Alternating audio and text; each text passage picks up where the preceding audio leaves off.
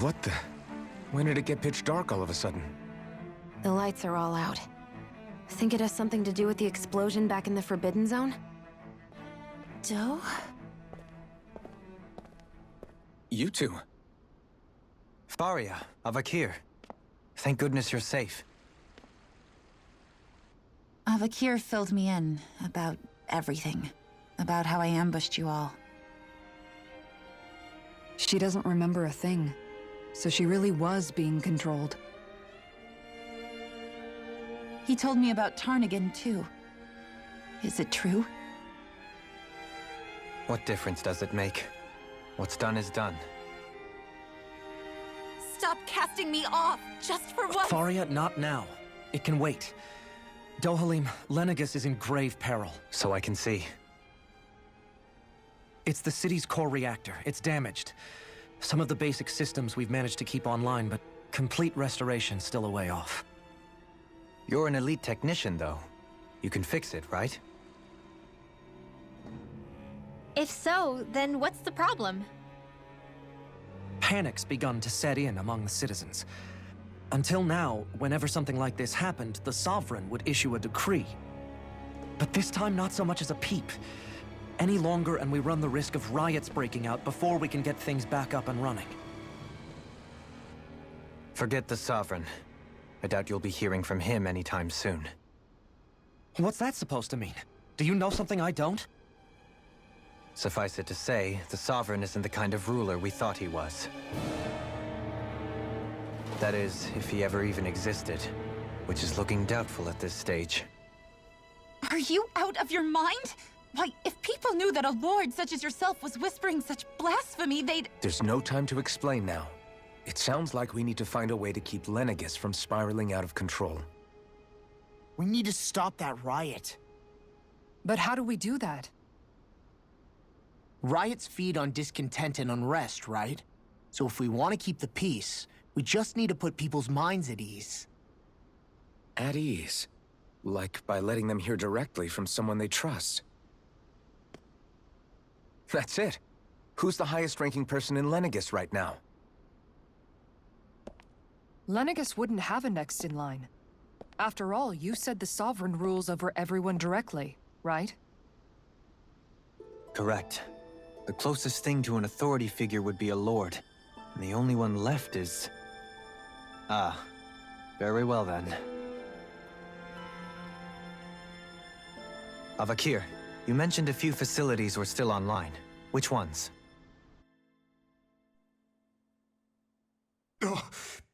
Why hasn't the Sovereign said anything?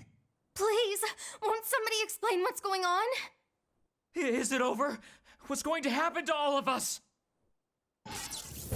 Heed me now, fellow Renans of Lenegis. It is I, Lord Dohalim Ilkaris of Eldaman and Sia. Look, up there! It's Lord Dohalim! Hold on! He should be in the crown contest! Shouldn't he? Why isn't the Sovereign talking to us? The Sovereign is seeing to other matters right now. In my capacity as Lord, I speak to you in his stead. You're afraid, as people so often are when faced with the unknown. I hope you'll allow me to put your fears to rest. The city's core reactor has experienced a malfunction. However, we have our top engineers attending to the matter, and things will soon be back to normal. I know that you feel abandoned, perhaps more scared and alone than ever before. But I ask you all to keep one thing in mind. You are Lenegis, not the lords and sovereign. The solidarity of its citizens is the mortar that holds it together. If we don't allow ourselves to be distracted by our differences, if we put our hearts and minds together and stand as one, I am confident we will find new hope. I would be honored to stand with you. Not as a person of loftier rank, but as another human being among many. I hope that you'll lend me your strength, for if we can persevere as one, I know a bright tomorrow awaits.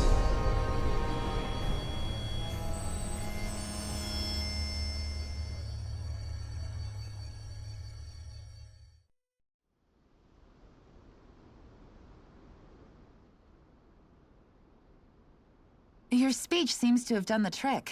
Looks like the city won't be descending into chaos after all. I only pray the relief will tide the city over for the time being. What you said earlier, about the Sovereign possibly not even existing, was it true? It's still too premature to say with any certainty, but I believe so. This whole time, this world we've been fed was a lie, built on nothing but falsehoods. But it can't all have been... I can believe it. After everything I saw in the Forbidden Zone, what they did to Faria, it's the only explanation that makes sense. But what about hierarchy, Avakir? Authority? The very foundations of Renan society? How can we live without someone to guide us? I'd say we found someone capable of doing just that, wouldn't you? You? You can't be serious. I have business I must take care of first. But once everything is over, I shall return. But not as your sovereign, nor as a leader the likes of which the people here are used to, I think. But how else do you propose to rule? I'm not sure yet. All I have is a feeling that here in Lenegis, a new dawn is on the verge of breaking. One in which people won't be judged by birthright or on the power of their astral arts, but on other things. More important things. Things like, oh, I don't know, musical talent, for example. When I bumped into you after all those years, I said you were no different. But I was wrong. Truth is, you were always different.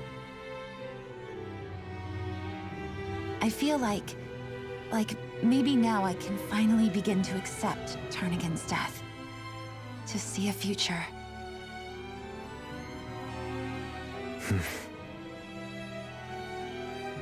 You go finish whatever it is you've got to do. I'll hold down the fort here in Lenegis till you get back. Thank you.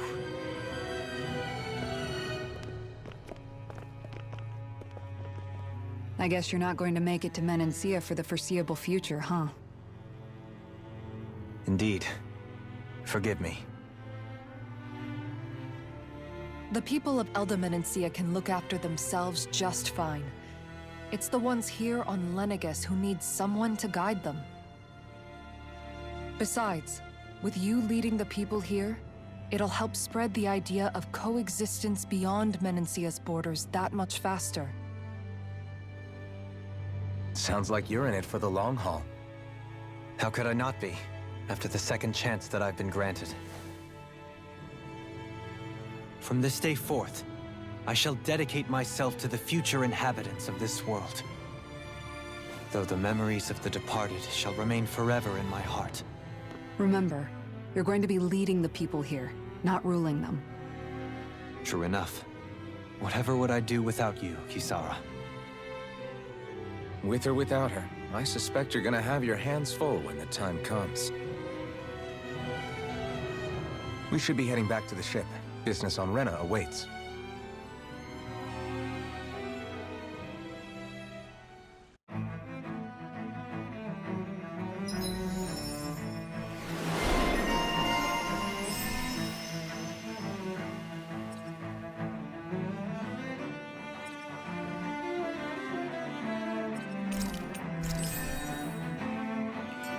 Looks like the people of Lenegis can rest easy. I couldn't have done it without your words of encouragement, Law. Hey, you're the one who made the speech. I think everybody can share the credit here. In one sense, when all is said and done, perhaps I have been a slave this whole time too. You, a Renan Lord? How do you figure that exactly? I was complicit in the Renan system, bound by its values, resigned to being swept along, without the resolve to take a stand. And when I realized the severity of my mistake, all I longed for was punishment. A lord. And yet my first instinct was to place my fate in the hands of others. I think I can relate. I couldn't stand watching my people bow and scrape their way through life, but I didn't know what else I could do about it either. The ability to think for yourself and be your own master. that's what separates a slave from a free person. At least, that's what Law's dad Zephyr used to say. Zephyr taught me how to fight. But in doing so, he also taught me how to live. Even if it means stumbling along the way. If it's on a road of our own choosing, free of regret. Why, that's the road of freedom. Or, to put it another way, so long as his heart is compromised, even the loftiest of kings is no freer than a slave. I think I finally understand now. This Zephyr character sounds like he was a wise man indeed. I only wish I could have met him. There's just so much I wish I could ask him, especially now. I wonder, have I been correctly carrying on the torch that he passed to me?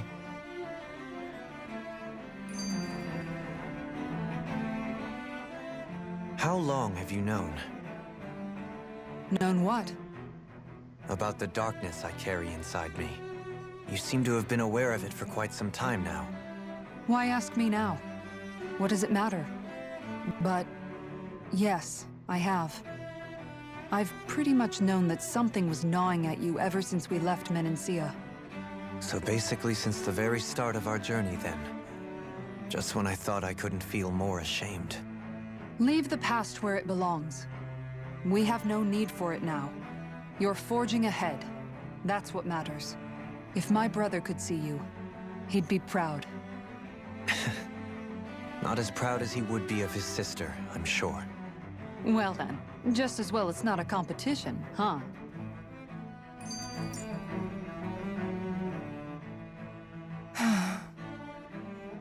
Kisara? Anyone at home in there? Sorry. Did I look distracted? Among other things. To be entirely honest, I couldn't tell whether you were smiling or frowning. You were thinking about Dohalim, weren't you? That obvious, huh? I was just thinking how good it is to see him moving forward at last. It was always so infuriating, knowing how capable he could be if he just put his mind to it. A prisoner trapped in a cage of his own self-doubt. But now, he's finally beginning to spread his wings. I'm happy for him. So, then why do you look so sad? Oh, I don't know if I'd say sad. There's a bittersweetness to it, I guess. It's good and strange, knowing that he won't be needing me anymore. It probably sounds weird, doesn't it? I have this massive worry off my mind. I should be jumping up and down for joy, right? Must be that maternal instinct of yours at work. Rinwell's right. You're like a mother bird, finally letting go as her child takes his first shaking and nervous flight from the nest. A pretty big child. That's one way to look at it. I wouldn't like to see Dohalim's face if he heard you say that. All this has made me realize I can't allow myself to become a prisoner of my own making like he was. If Dohalim can forge his own path ahead, then I can too. I won't be left behind.